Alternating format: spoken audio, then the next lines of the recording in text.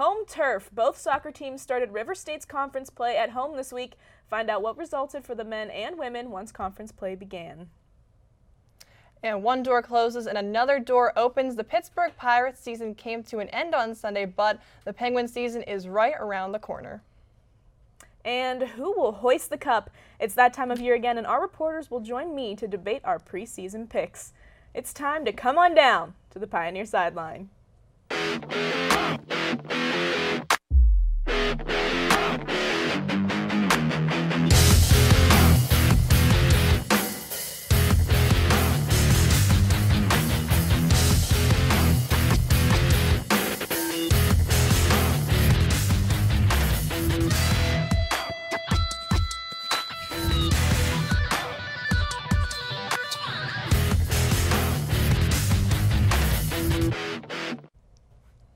Good evening and welcome to the Pioneer Sideline. I'm Allison Schubert. And I'm Nicole Pampine. I'll be joining Allison as the co-host of Sideline for the rest of the semester.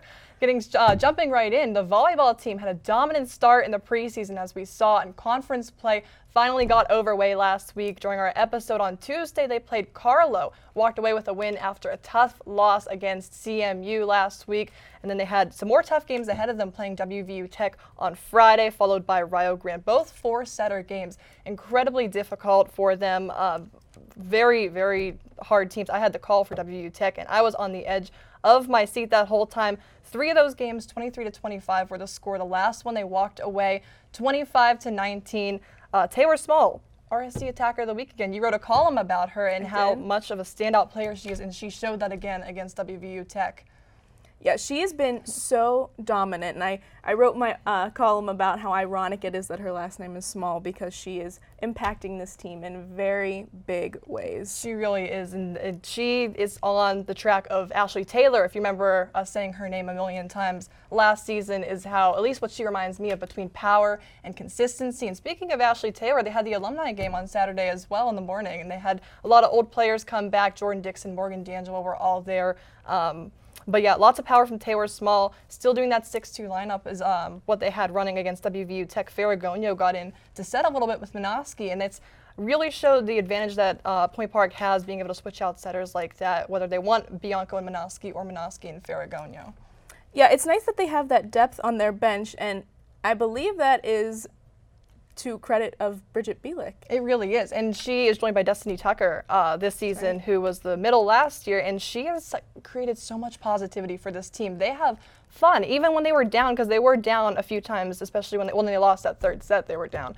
And they were still smiling. They were still jumping up and down, and that, I think, is the biggest difference between this team this year, is they have that optimism and that ability to stay positive. So that's making a huge difference, absolutely. And like you said, that big bench, they have so much talent. There's so much evenly spread talent, and it's really starting to pay off. So they are now 12-3 and 3-0 in conference play. Very great start to this season. I cannot wait to see them play some more. They're playing tonight, actually, Notre Dame and Ursuline. It's a tri-match, and then they'll be playing again on Friday at Brescia, and that is a conference match, and then IU Southeast, a big match there on Saturday at noon, another conference match for them. So we'll see. Not like the Notre Dame. Yes, Notre Dame College, excuse me. That would be an exciting one, though. That would be... We would get crushed, but it it'd would be be exciting. A little ugly. But it would be exciting to have Notre Dame here. Well, thank you for continuing your analysis into your new co-hosting gig, Nicole. We love to have you at the desk. Thank you.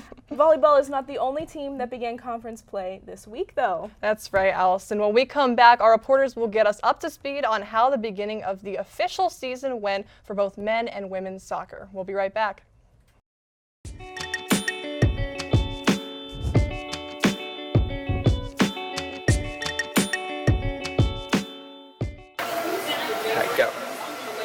Go to our new website, uvu.pointpark.edu.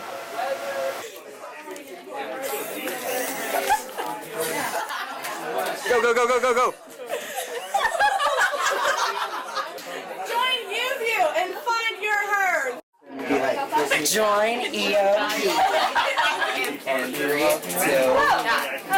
Join EOP. I was just saying, grab them now, or else I will snap. Yeah. Join on point with politics. 3, 2, 1. Join Pioneer Sideline. what you'll ever do.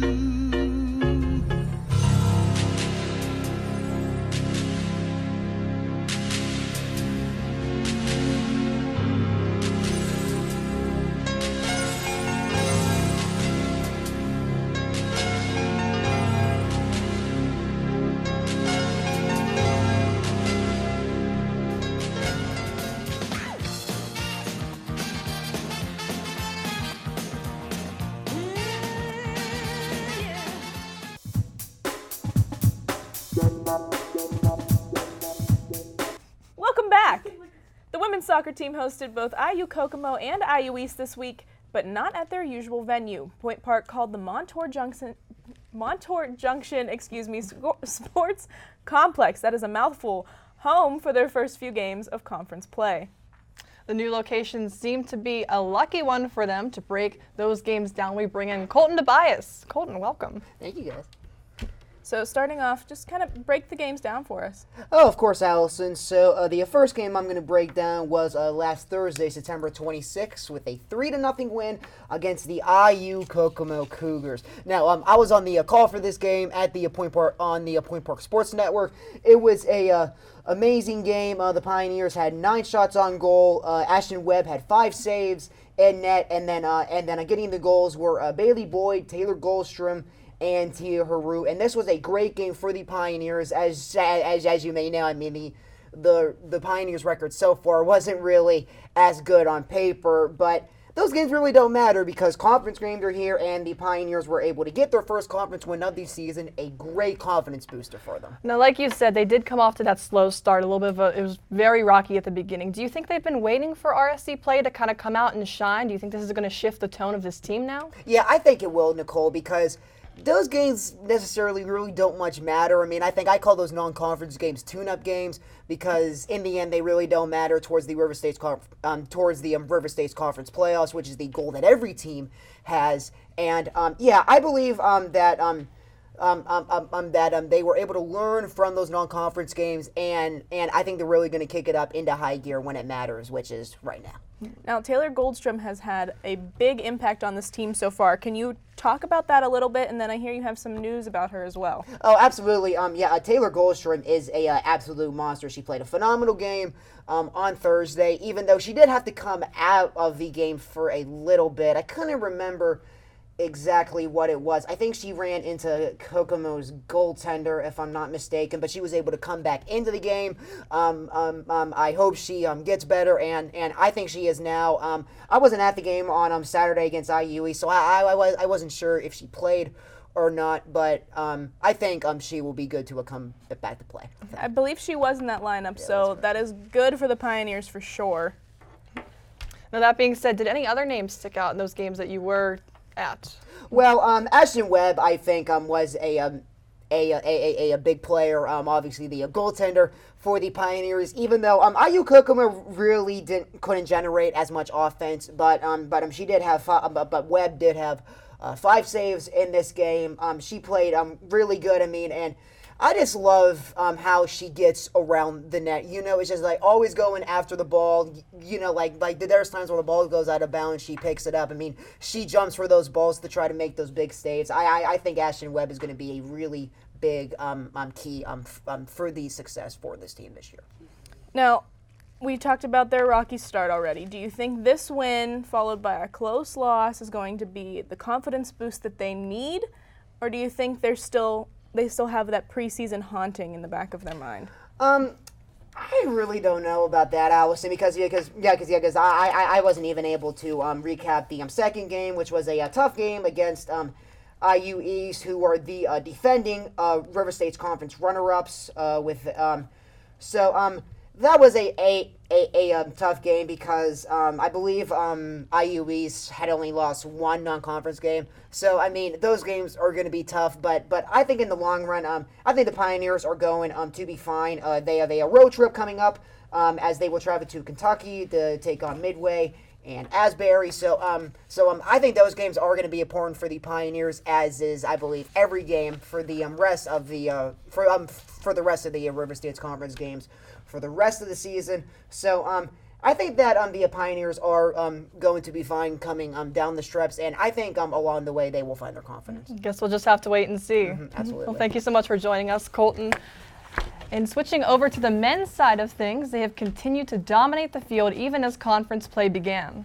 That's right, Nicole, and we're starting to see some new names come up as well. Taylor Spirito joins us now for more. Taylor, good to see you at the desk again. Thanks for having me as always. So, very first conference game. How'd it go? Did it live up to all that preseason hype that they were giving us? So I was actually on the call for that game at the Point Park Sports Network for both the men's game and the women's game, and they absolutely dominated. They were up 5-0 at the half, and literally from the gate, from the first kickoff, they played the game that they wanted and they played the game that they were good at. They were so physical. They kept possession of the ball and actually did something with it the entire time.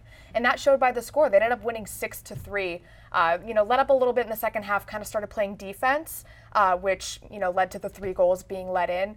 But they didn't let that stop them from coming out with a big win.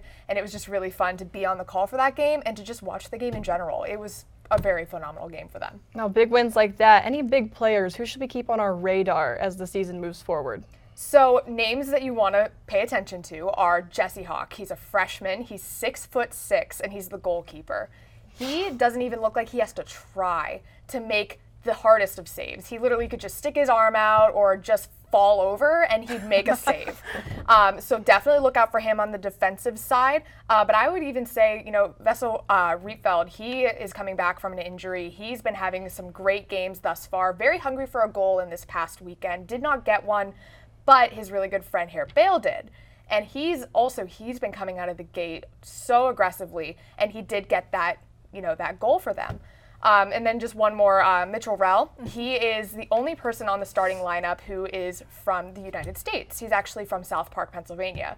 And he's the captain of the team. He's been absolutely killing it. He is not the biggest guy on the team, but he uses his speed to his advantage, to get those breakaway goals and just to run away with it. As soon as you see him get a break, you know that you're done for. So if you hadn't been at the game, if you didn't know the score of the game, how would you say that playing at that Montour Junction Sports Complex, I said it right that time, affected them? Did it affect them? So I don't think it affected them as much as, say, the women did, because the women, you could tell they were playing on unfamiliar turf, whereas the guys, they were playing in the future home of the Pittsburgh Riverhounds. Actually, it's going to be their training facility within the next couple of years. They're going to make training rooms and that stuff. So I think both teams felt very comfortable there, but I think the men's team felt even more comfortable there. They treated it like it was a home game, even though there weren't many Point Park fans there that I could see. There were mostly IU East fans, but they treated it like any other game, whether it be home or away, and obviously the score did reflect that. And I think that they did phenomenal despite the change of scenery. Now, it seems like this team is picking up a lot of momentum, so let's talk about confidence. Does this team seem like it's getting cocky at all? Do they think they have just the right amount to keep winning like this and keep playing at this caliber? So they definitely have the talent to get cocky if they wanted to. And I think one of the things that I noticed in Saturday's game was that as soon as they went into the second half 5-0, they started to kind of mess around a little bit. They got, I believe it was 20 fouls, something along the lines of that. There were a lot of cards thrown out, some talk, some chirping between the teams. They started to get into IU East's head. And while that's okay, it seemed to be taken a little bit too far. So I think if they dialed that back a little bit, again, they definitely have the talent to be cocky and to go forward with their heads held high, but they need to dial it back if they don't want to let that, hinder their play. And finally, one with this, who are some of the biggest opponents that the men need to kind of prepare for and set their eyes on for the rest of the season? So I think Point Park's just overall rival is Rio Grande. You always have to look out for Rio Grande, whatever sport it is. So I think that that's the game that they're going to be marking on their calendars, putting a pin in it. saying, okay, we're playing all of these other games in preparation for the Rio Grande game. So I think if they're going to pull off a win there, I think it's going to be absolutely phenomenal for this team. IU East, I would say, is another one that they should look out for, but obviously we saw what happened when they played IU East over the weekend. So definitely be on the lookout for their game against Rio Grande. All right, thank you so much, Taylor. When we come back, we'll get a recap of the less than stellar Pirates season while looking forward to the Penguins season. And our reporters will have their early Stanley Cup predictions. Don't go anywhere.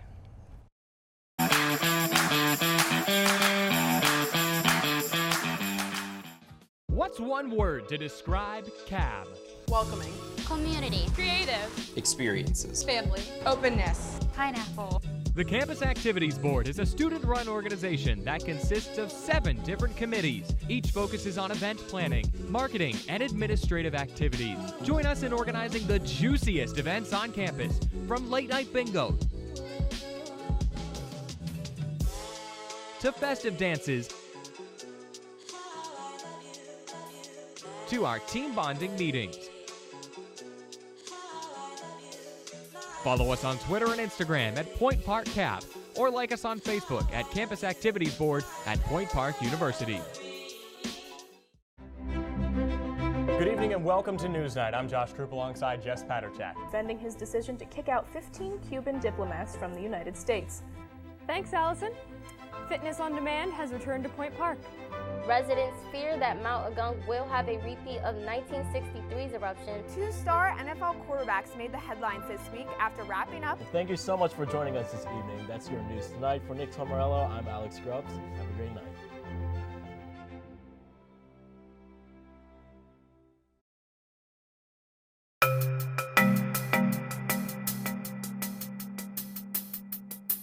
Welcome back. The Pirates season came to an end this weekend, but the Penguins are just getting things started. And Kenneth Foran joins us in the studio now to break down the sports from around the region. Kenneth? Thanks, guys. The Penguins finished their preseason with a 2-4 record, but more importantly, they're sitting $400,000 over the salary cap ahead of the season. According to Josh Yohe of The Athletic, General Manager Jim Rutherford is looking at several options to fix this problem, and most of them include trading defenseman Jack Johnson. Johnson only put up 13 points in 82 games last season and comes out of the preseason ranked 7th amongst Penguins defensemen. Yohe reports that 2 teams are interested in taking on Johnson's contract, though no specifics on deals have been released. The Penguins will begin their regular season at home this Thursday against the Buffalo Sabres. The Pirates just fired manager Clint Hurdle on Sunday following the team's collapse after the All-Star break. The Pirates had entered the break with a steady 44-45, but went on to lose 24 of their next 28 games. Owner Bob Nutting said, quote, "This is by no means a statement that our shortcomings are solely Clint's fault. The entire organization is accountable, and that begins with me," end quote. Hurdle went 735 and 720 and brought the Pirates to the postseason 3 years in a row during his 9-year tenure. Finally, the Steelers were finally able to win their first game of the season Monday night, as they beat the Cincinnati Bengals 27-3. Their offensive success was led by their running game, as they utilized rookie Jalen Samuels, who rushed for 26 yards and caught all 8 of his targets for a total of 57 yards. On the other side of the ball, the defense was able to total 12 quarterback hits and forced a fumble while the Bengals were in the red zone. The Steelers will be seeking another win at home this Sunday against the Baltimore Ravens. You, Kenneth. It really is a tragedy about Clint Hurdle. He's just such like a staple with that team now, so we'll have to see what's next for the Pirates next season. And things definitely weren't all his fault, but I am very sad that the Pirates season came to an end. I'm still repping them. Still always repping gonna from rep your them. internship. With tears streaming down your face. Tears were streaming down my face as I made the walk back from PNC Park It'll on all Sunday. be okay, hopefully. Moving on to a national scale, another big athlete is in trouble with the law, but there are no Pittsburgh ties this time. That's right, Nicole. Plus, the MLB postseason is set. Trevor Ulichny joins us now with the national headlines of the sports world. Trevor. Thanks, guys. With the start of the 2019-2020 NHL season right around the corner, the spotlight has been focusing on Toronto Maple Leafs star Austin Matthews. Matthews is currently facing a disorderly conduct charge from an incident back on May 26 of 2019 in his hometown of Scottsdale, Arizona. There is no update on a hearing for the court date at this time. If Matthews is convicted under the 6th-class felony charge, it could lead up to a $2,500 fine and possibly 6 months in jail. A civil lawsuit could also be filed at this time. The brackets for the October baseball are set. The Milwaukee Brewers are set to face the Washington Nationals in the National League wildcard game. And the Tampa Bay Rays will face the Oakland Athletics in the American League wildcard game. The Cardinals will face the Atlanta Braves in the NL Division Series, and the Twins will go one-on-one with the New York Yankees in their wildcard matchup. The winner of the American League wildcard game will face the Houston Astros, and the winner of the National League wildcard game will face up against the Los Angeles Dodgers. Now on to some NFL action. Week 4 of the season is under wraps, and the Cleveland Browns showed up to play on Sunday as they defeat the Baltimore Ravens 40-25. Baker Mayfield came out and went 20 for 30 with 342 yards and 1 touchdown pass. In an absolutely wild game between the Buccaneers and the LA Rams, the Bucs came out on top by a final score of 55-40. Bucs quarterback Jameson Wilson only went 28 for 41 on the passing scale, but contributed for 4 touchdowns and 385 yards. The Bucs record now improves to 2-2 this season, and the Rams are handed their first loss of the season. That's all I have for National. Now let's head back over to desk to Nicole and Allison. Thank you, Trevor. After the break, it's everyone's favorite segment, Case of the Week. This week, who will hoist the Stanley Cup at the end of this NHL season? We'll be right back.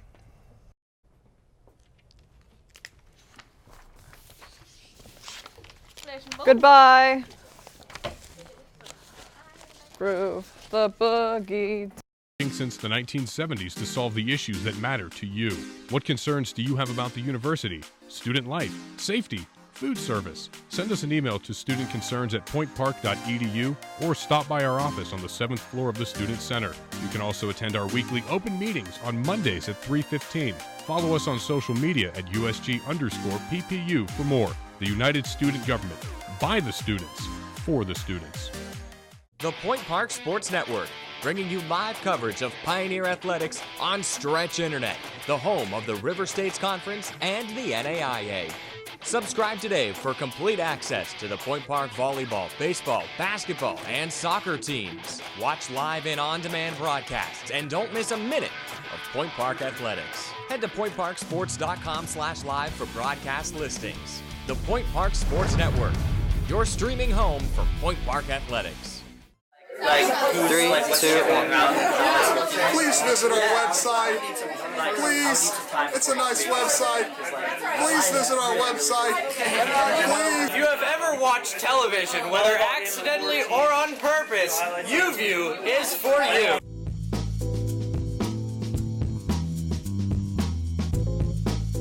Welcome back to Sideline. This week's Case of the Week, who will the Stanley Cup champion be at the end of this 2020 season? To debate, we bring in Taylor Sprito, Ray Hazenstab, RJ Garrison, and Sarah Gibson as Black Diamond. And for context, we recorded our promo earlier today, so that is why we have our jerseys on. Well, some of us have our jerseys on, and her jersey was the Black Diamond costume. So that aside, going into the NHL, let's start off with an interesting one. Who's going to flop?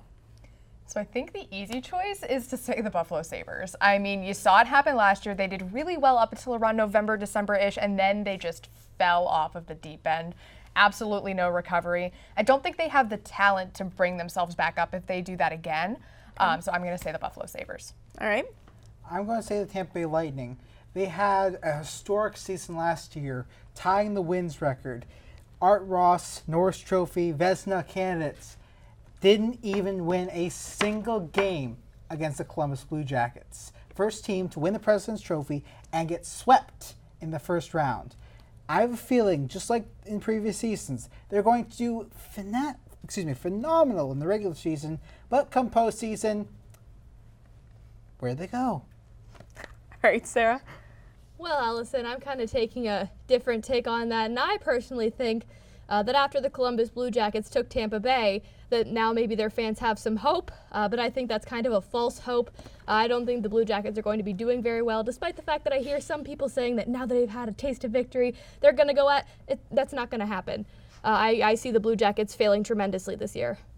Okay. RJ? Columbus definitely isn't going to reach to what they had last year, especially when they had help like Bobrovsky, Duchesne, and just they had a lot of players playing over their heads at points, and the stars were stars. They lost all of those stars in the offseason. They're not going to do that well. The Devils might flop on what a lot of people feel like they're going to do. A lot of people seem like they're going to go first round, maybe second round, even with Subban and Simmons. I love this. Subban and Simmons in the in the off season, excuse me, but they could honestly miss the playoffs if those pieces don't gel perfectly for them. I also had the Blue Jackets notched down on my little notes here about flopping, but it's not my opinion, it's yours. So, moving on to the other spectrum, who's going to exceed expectations? Who's going to surprise us this season? We're going to start down here and move this way this time. RJ, go ahead. Honestly, I think Buffalo might shock people. They are a boom or bust team for me this year. They could either do amazing and shock everyone, or absolutely fall flat on their faces like Buffalo's used to. They could be a real, wild card in the mix for the season this year to me. Sarah? Black Diamond? I've thought it for the last 2 years. I'm going to think it one more time, and then after that I think I'm going to give up. But I'm counting on the Tampa Bay Lightning this year. I think they look really good. I think they've had a couple of false starts, but I think this year they can actually make it to the end. Depends on how healthy Stamkos can stay, in my opinion. But I said last year I caught some flack for this, but I still believe in the Detroit Red Wings. They knew that was coming. Ooh. Yeah, even though they did lose Nicholas Kronwall, even if they don't do that well this year, a lot of their players who haven't been doing that well are on expiring contracts, and those who are getting new contracts this year are their core players. So if ever time to have a breakout season, it's when you're due for a big payday this coming off season. I think that will help propel them, plus the addition of Steve Yzerman as general manager. He did pretty well with Tampa. I think he's done this pretty much the same with the Red Wings so far. Okay. Hopefully I'm right this time. See, I was going to say Tampa, but I feel like that would be an easy answer. I do agree with Sarah, though, that I think it is their year. But I would go as far as to say Carolina. We saw them having a great season last year. You know, you love a good storm surge. And I would love to see them continue with their success. But I would also even throw in just a little wild card in the Dallas Stars. I think that they're going to do Dallas. Yeah, I think that they're going to do really well. They've got the pieces, and I feel like this past year, the past few years have been them piecing those together. And I think that this is the year that, if any, they're going to have that puzzle completed and they're going to take it pretty far. I don't think they're going to win it all, but I think they're going to take it pretty far. Right, looks like you want to. Yeah, with Dallas, they've already lost Corey Perry to injury. I didn't note how much time he's lost for, but that could be a piece that when he comes back could help them. But they're also kind of meshing with Joe Pavelski and Corey Perry. They got significantly older this offseason. I'm not quite 1 year sure. older. I'm not quite sure what to think with them quite yet, but they could be that bubble team. I really like Dallas. Dallas has always been my number 2 team, so I like to hope that they're going to do well. And I do agree that I think they've been piecing things together. So hopefully this year can be their year. And then for the sake of my friend Phil Kessel, I really want the Coyotes to do well. That's another good team to keep an eye out for, because they got Kessel, but they also got the underrated yet productive forward in Carl Soderberg from the Avalanche. I forgot about that. They do have Soderberg, but just for Kessel. Soderberg's just kind of like, meh, I don't really care. For Kessel, I want the Coyotes to do well this season. So finally, we'll wrap up with this real quick because we don't have much time left. Stanley Cup predictions. Who's going to hoist the cup at the end of this year? I'm going to say Tampa Bay. If it's not Tampa, I'm going to take a wild guess and say that maybe Vegas will actually pull it off. All right. I'm saying Vegas. They got all the pieces back from last year. I think if any time to do it, their core still looks good. This is it. Sarah? Tampa. I mean, I feel so bad for them. They've been doing so great the last few years. I need to see them hold a cup. If not Tampa, who? I don't know. I think... Pull out a wild one. Yeah, let's go with the Minnesota Wild. They're the wild ones. I don't think it's going to happen, but sure. Yeah. I'm going with the bunch of Jux to raise the Stanley Cup, the Carolina Hurricanes. All right. I like it. I'm going to take Vegas. I'm going to take Vegas. Well, thanks so much, guys. It's always a pleasure having you guys on. And for some good discussion, we're going to get into some more debating this next week. But that is all we have time for this week. Be sure to join us next week at the same Pioneer time, the same Pioneer channel, and of course, the same Pioneer Sideline.